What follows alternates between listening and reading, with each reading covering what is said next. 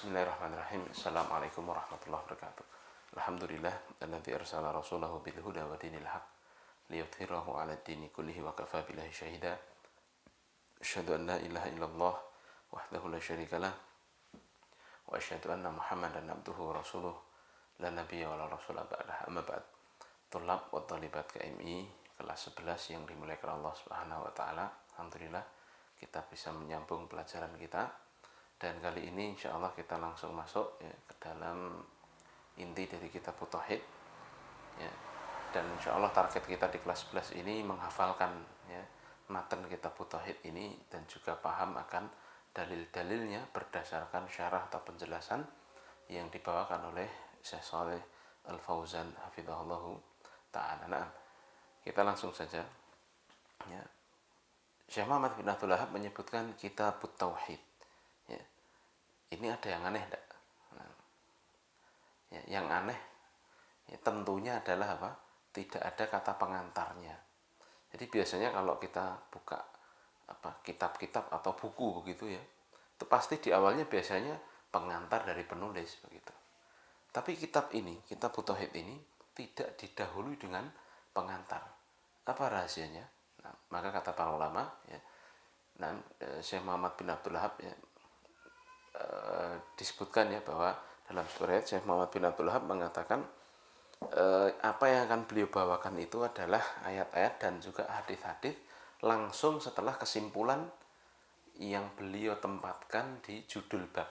Ya, jadi nanti judul babnya itu kayak kesimpulannya begitu, kesimpulan kalau dalam istilahnya ahli fikih ya, istinbat fikihnya itu di situ ya. Lalu apa namanya? Ayat, lalu hadis atau athar ya, maka ya, dalam sebuah ayat bahwa Syekh Muhammad bin Abdul Wahhab kok tidak memberikan muqaddimah ya, itu karena beliau merasa ya, wong yang akan dibawakan adalah ayat Al-Quran dan juga hadis ya, tentunya tidak pantas untuk didahului dengan yang lainnya. Nah ini dalam sebuah ayat dikatakan seperti itu ya, beliau berpendapat seperti itu. Maka dari itu di kitab Tauhid ini yang seperti yang saya sampaikan di pelajaran sebelumnya ada 66 bab ya, dan ada satu ya, itu seperti pengantar tapi tidak pakai kalimat-kalimat oleh beliau, langsung ya, pengantarnya ini langsung isinya dalil-dalil ya, yang dibawakan ataupun yang berisi tentang keutamaan tauhid itu. Nah demikian, jadi kita ini langsung beliau menyebutkan kitabut tauhid. Dalam nuskhah yang lain memang ada kalimat bismillahnya dulu ya, jadi beliau menyebutkan bismillahirrahmanirrahim kitabut tauhid begitu. Namun dalam nuskhah yang kita pegang ini tidak ada kalimat basmalahnya ya, langsung kitabut tauhid. Nah, dan di sini ya karena seperti itu ya, karena adanya seperti ini ya, langsung kita tauhid ya, kita ikuti saja ya apa yang dibawakan oleh pensyarah. Nah, saya baca maudhu'u hadzal kitab ya, tema dari kitab ini bayanut tauhidil ladzi aujabahu Allahu ala ibadihi. Tema dari kitab tauhid ini ya, adalah penjelasan tentang tauhid yang Allah wajibkan atas hamba-hambanya, wa khalaqahum li ajlih, yang mana pula Allah Subhanahu wa taala menciptakan manusia untuk tujuan itu, untuk tujuan agar manusia itu mengesahkan Allah ya. Wa bayanu ma yunafihi minasyirkil akbar, dan juga tema dari kitab ini yang kedua adalah penjelasan perkara-perkara yang menghilangkan tauhid ya, dari perkara syirik besar, au yunafi kamalahul wajib awil mustahab minasyirkil asghari wal bid'ah ya. Dan inti yang ketiga di kitab ini adalah apa? Penjelasan tentang perkara-perkara yang menafikan kesempurnaan tauhid ya, dan juga baik kesempurnaan yang wajib maupun yang mustahab ya, dari perkara syirik kecil maupun bid'ah. Nah, jadi tema kitab ini ada tiga ya. Penetapan tentang tauhid ya, penjelasan tentang syirik besar, dan juga penjelasan tentang syirik kecil ataupun bid'ah yang bisa apa menafikan tauhid. Nah, Syekh Fauzan menyebutkan ya, kemudian merinci apa itu makna dari kitab. Ya. Tadi kan langsung disebutkan kitab tauhid. Ya. Maka Syekh Fauzan ya, makna kitab masdaru kataba bimakna jamaah. Masdar ya, kalimat ya, kataba maknanya adalah jamaah. Wal kitabatu bil qalami jam'ul hurufi wal kalimat. Dan yang namanya penulisan kitabah dengan alat tulis itu berarti dia mengumpulkan huruf-huruf dan kalimat. Jadi kalimat kitab yaitu gampangnya kata Syekh Fauzan ya, artinya adalah kumpulan begitu. Ya, mengumpulkan. Ya. Nah, kumpulan tentang apa ya? Karena ini kitab tauhid berarti kumpulan dalil-dalil tentang tauhid. Nah, dan secara khusus ya disebutkan oleh pensyarah yang lain ya diantaranya adalah Syekh Abdurrahman bin Hasan ya, cucu dari beliau, cucu dari Syekh Muhammad bin Abdul Wahab yang memiliki syarah kitab tauhid yang sangat terkenal ya, namanya adalah Fathul Majid ya. Beliau menyebutkan bahwa kitab tauhid yang dikarang oleh Syekh Muhammad bin Abdul Wahab ini intinya adalah pembahasan seputar tauhid uluhiyah.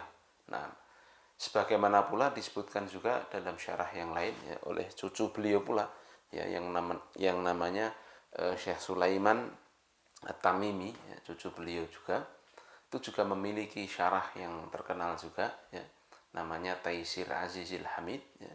Di situ juga disebutkan bahwa inti dari tulisan kakek beliau ini kitab tauhid ini adalah perkara tauhid uluhiyah, tauhid ibadah. Nah, beliau juga menyebutkan kenapa kok Syekh Muhammad bin Abdul Wahab saat itu menulis kitab ini. Ya. Dan kata Syekh Sulaiman, kitab ini itu tidak ada duanya, baik sebelumnya maupun setelahnya. Ya. Jadi sebelum zaman beliau, ya, atau bahkan di ulama muasirin ya, ulama mutaqaddimin ya di tahun abad 2, abad 3 Hijriah sampai abad 5 Hijriah. Nah, itu tidak ada ya, kitab yang khusus berisi tentang kumpulan tentang tauhid itu secara khusus tidak ada. Nah, adanya kebanyakannya itu adalah kitab-kitab kumpulan hadis ya. Nah, nanti di situ baru ada pembahasan tentang tauhid ya, seperti dalam Sahih Bukhari ada itu ya, bab ya, khusus ya tentang tauhid, itu ada hadis-hadis tentang tauhid. Tetapi yang secara khusus ya, membuat seperti ini ya, kata Syekh Sulaiman dalam Taisir Al-Azizil Hamid ya, itu tidak ada ya. Nah, dan apa ya disebutkan oleh para ulama lain, kenapa kok para ulama terdahulu kok tidak ada secara khusus membuat kitab seperti kitabnya Syekh Muhammad bin Abdul Wahab ini. Nama ada yang menyebutkan dikarenakan pada masa-masa dahulu para ulama di era-era tersebut ya, sangat sibuk ya, dengan dengan pengumpulan hadis ya, kemudian pula dengan bantahan ya, bantahan masalah-masalah akidah yang mendasar. Jadi tidak menulis kitab tauhid secara khusus begitu, tapi menjelaskan kekeliruan orang yang memahami tauhid ya. Nah, ya, seperti ya Imam Bukhari ya itu memiliki kitab Khalqu Af'alil Ibad ya, yang membantah tentang orang-orang ya yang salah dalam masalah takdir ya, orang-orang yang mengedepankan akal yang Mu'tazilah dalam memahami agama dan sebagainya. Dan para ulama lain juga memiliki kitab-kitab yang semisal tetapi tidak khusus ya, seperti kitab tauhid ini. Nah, dan di era setelahnya itu pun juga jarang ya, atau bahkan kalau kata Syekh Sulaiman ya di masa beliau itu masih belum ada ya. Makanya beliau mengatakan bahwa kitabnya itu fardu asrihi, apa satu-satunya jadi eranya. Nah, kitab seperti ini, masya Allah ya. Dan kemudian disebutkan pula ya oleh Syekh Abdurrahman bin Hasan ya, kenapa kok beliau mengarang kitab tauhid itu ya, ini adalah karena keadaan saat itu kesyirikan itu merajalela begitu dan beliau oleh sebab itu dijuluki mujadidud dakwah, pembaharu dakwah, karena memang menginginkan adanya pembaharuan dalam masalah tradisi yang memang sudah mengakar kesyirikannya begitu. Jadi bukan ajaran baru yang beliau bawa, tetapi karena ajaran yang benar itu ya, sudah ibarat kata sudah tercampur dengan budaya-budaya kesyirikan dan sebagainya. Hingga kemarin saya ceritakan juga kan di mukadimah bahwa sudah banyak kuburan-kuburan muncul ya, diagungkan dan sebagainya. Maka ini mendorong beliau untuk berdakwah dengan apa yang paling penting menurut beliau. Maka dan kita juga sudah tahu bahwasanya inti tauhid itu adalah uluhiyah ini, masalah menyerahkan peribadahan kepada Allah ini. Nah, maka oleh sebab itulah ya kitab ini kumpulan ya, tentang dalil-dalil tauhid ini ya beliau buat begitu. Nah, ini dari kalimat kata bayak tubuh ya, kitab masdarnya tadi, kumpulan dari dalil-dalil tauhid. Nah, apa itu tauhid? Ya, ini yang perlu kita pahami berikutnya. Tauhid ya, masdar wahada yuwahhidu tauhidan, ai ja'alahu wahidan, menjadikan sesuatu itu satu. Wal muradu bihi huna ifradullahi bil ibadah, dan yang dimaukan di sini adalah mengesahkan Allah dalam masalah ibadah. Nah, jadi dalil-dalil ya, gampangnya kitab tauhid itu berarti dalil-dalil yang berisi tentang perkara-perkara yang mewajibkan seseorang itu mengesahkan Allah dalam peribadahan. Nah, Masya Allah. Baik, langsung saja kita masuk pada dalil pertama yang beliau bawakan ya. Di awal kitab tauhid ini beliau menukil ayat Allah Subhanahu wa taala surat Adz-Dzariyat ayat 56 yang kita semua tahu. Allah berfirman, "Wa ma khalaqtul jinna wal insa illa liya'budun." Tidaklah aku ciptakan jin dan manusia kecuali agar mereka itu mengibadahiku, menyembahku, kata Allah Subhanahu wa ta'ala. Nah, Allah mengatakan wa ma khalaqtu al-khalqu, dan aku tidaklah ciptakan al-khalqu, yaitu menciptakan, huwa ibda'u syai'i min ghairi aslin wala ihtidhain, yaitu membuat sesuatu tanpa pendahulu dan tanpa contoh. Itu namanya khalaqa yakhluqu dalam bahasa Arab ya.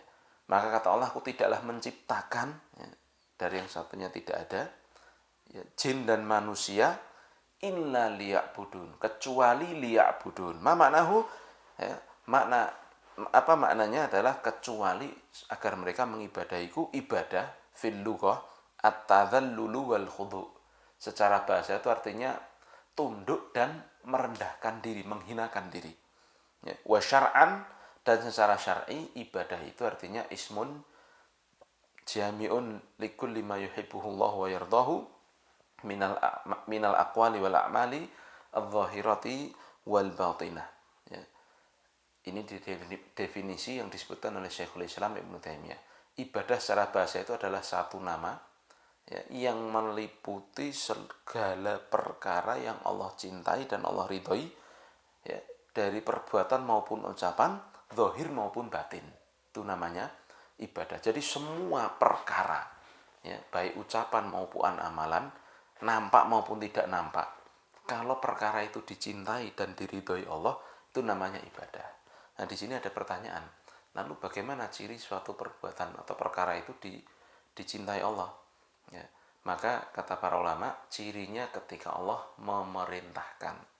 Ya, jadi misalkan kita diperintah sholat, berarti sholat itu ibadah karena perkara itu dicintai oleh Allah, karena perkara itu diperintahkan oleh Allah.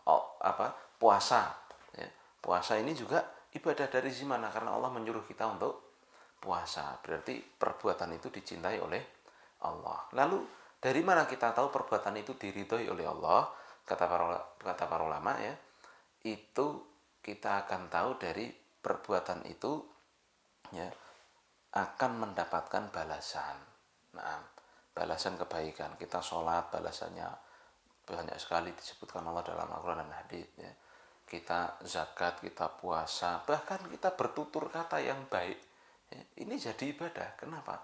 Karena disebutkan janji-janji Allah Subhanahu wa taala dan Nabi, ya, tentang orang yang bisa memelihara lisannya. Maka semua perkara, ya, baik ucapan maupun perbuatan, baik kelihatan maupun tidak kelihatan, kalau itu dicintai Allah, diridhoi Allah, berarti itu ibadah. Naam, ya. Ini, ya, makna ibadah. Jadi kita itu, ya, ayat ini secara gampangnya, ya, kita diperintahkan oleh Allah Subhanahu wa taala, ya, untuk mengibadahi Allah. Makna global dari ayat ini, annallaha ta'ala akhbara annahu ma khalaqal insa wal jinna illa li ibadatihi. Allah mengabarkan di ayat ini bahwa Allah, ya, tidaklah menciptakan jin dan manusia kecuali agar jin dan manusia itu beribadah kepada Allah. Fahiya bayanun lil hikmati fi khalqihim. Maka ayat ini mengandung penjelasan hikmah penciptaan mereka. Falam yarid minhum ma turiduhu sadatu min abidiha minal i'anati lahum birrizki wal it'ami. Maka Allah, ya, tidaklah meminta dari hambanya itu apa yang diinginkan oleh seorang tuan kepada hambanya. Jadi Allah tidak menginginkan seperti hubungan antara tuan dan hambanya. Bagaimana kalau tuan itu kan minta dilayani hambanya, begitu, ya. Jadi kalau memberi apa-apa, pengen apa, balasan, pengen dilayani ganti oleh hambanya, ya. Jadi Allah Subhanahu wa taala, ya, di sini, ya, menjelaskan, ya, bahwa Allah tidaklah menginginkan, ya, antara dia dan kita itu seperti hamba dan tuannya tadi, tuan manusia itu loh, ya, karo bose begitu, ya, sama bosnya, tidak seperti itu, ya. Jadi Allah tidak menginginkan pertolongan dari hamba, tidak menginginkan rezeki dari hamba, dan bahkan Allah tidak membutuhkan sama sekali hamba itu, baik makan dan sebagainya. Wa innama aradal maslahata lahum, dan Allah Subhanahu wa taala memerintahkan kita untuk beribadah pada Allah itu tujuannya adalah maslahat bagi kitanya, bukan bagi Allahnya. Subhanallah. Beda kan sama bos karo bos dan anak buahnya. Kalau bos itu nyuruh anak buahnya, ya pasti ada pamrihnya, pengen dapat ini, pengen dapat itu. Tapi Allah, ya, tidaklah butuh, ya, kepada hambanya. Justru Allah memerintahkan kita untuk mengibadahinya, ya, agar menjadi maslahat bagi kita. Dan satu tafsir, ya, yang pernah kita hafalkan di usul thalathah, ya, disebutkan oleh Ibnu Abbas radhiyallahu ta'ala anhu, wa makna ya'buduni yuwahhidun. Makna khusus dari ayat ini, kata Ibnu Abbas, wa ma khalaqtul jinna wal insa illa liya'budun, makna ya'budun huna bimakna yuwahhidun. Ya, makna ibadah, mengibadahiku di situ adalah mengesahkan aku, kata Ibnu Abbas. Nah, munasabatul ayati lil bab. Kita baca kenapa kok ayat ini, ya, dibawakan dalam bab awal ini. Annaha tadullu ala wujubi tauhid. Karena ayat ini menunjukkan atas wajibnya tauhid. Alladzi huwa ifradullahi bil ibadah. Yang mana tauhid itu adalah mengesahkan Allah dalam peribadahan. Li'annahu ma khalaqal jinna wal insa illa li ajli dzalika. Karena Allah tidaklah menciptakan jin dan manusia kecuali untuk tujuan ibadah tersebut. Maka jelas sekali, ya, ayat ini dinukilkan sebagai dalil pertama, ya, tentang wajibnya kita bertauhid. Faedah yang bisa kita ambil, yang pertama, wujubu ifradillahi azza wa jalla bil ibadati ala jami'i tsaqalain. Wajibnya mengesahkan Allah dalam ibadah bagi dua kelompok besar dari kalangan makhluk ini, yaitu jin dan juga manusia. Lalu yang kedua, bayanul hikmati min khalqil jinni wal ins, ya, penjelasan hikmah dari penciptaan jin dan manusia. Jadi jin itu juga disuruh ibadah sebagaimana kita ibadah. Nah, suruh puasa sebagaimana kita puasa, suruh menikahnya juga, ya, tata caranya dan sebagainya, ya, ya inilah, ya, ternyata jin dan manusia itu, ya, satu perintah, satu komando. Nah, disuruh untuk mengesahkan Allah Subhanahu wa taala. Kemudian Faedah yang ketiga, annal khaliqa huwa alladhi yastahiqqul ibadata duna ghairi. Bahwa sang penciptalah yang berhak untuk diibadahi, bukan yang lainnya. Mimman la yakhluq, ya. Bukan yang satu-satunya yang berhak diibadahi bukan yang lainnya dari yang tidak bisa menciptakan, ya. Fa fi hadza raddun ala ubadil asnami wa ghairiha. Maka dalam ayat ini jelas sekali ada bantahan terhadap orang yang menyembah berhala atau semisalnya. Yang keempat, bayanu hinallahi subhanahu wa ta'ala an khalqi wa hajatil khalqi ilai. Penjelasan tentang Allah itu tidak butuh sama sekali kepada makhluknya, ya. Nah, bahkan hambanya lah yang membutuhkan Allah. Li'annahu huwal khaliqu wa hum makhluk, ya. Karena Allah lah sang pencipta dan hambalah itu yang diciptakan. Jadi kita yang butuh pada Allah, bukan kitanya yang dibutuhkan oleh Allah. Ya, yang terakhir, yang kelima, itsbatul hikmati fi af'alillahi subhanahu wa ta'ala. Penetapan adanya hikmah dalam setiap perbuatan Allah subhanahu wa ta'ala. Jadi Allah itu berbuat, ya, bisa berbuat sesuai kehendak Allah, sesuai dengan keagungan dan kemuliaan Allah, dan sesuai dengan hikmah Allah subhanahu wa ta'ala. Tapi mungkin ini, ya, yang bisa saya sampaikan di pengantar ini, mukadimah kitab tauhid, ya. Nanti insya Allah berikutnya agak lebih saya cepatkan insya Allah ta'ala, karena ini tadi perlu memberikan beberapa pemahaman penting tentang awal pembahasan kitab tauhid ini. Nah mungkin ini, ya, kita akhiri dengan kafaratul majlis. Subhanakallahumma bihamdika asyhadu an la ilaha illa anta astaghfiruka wa atubu ilaik. Assalamualaikum warahmatullahi wabarakatuh.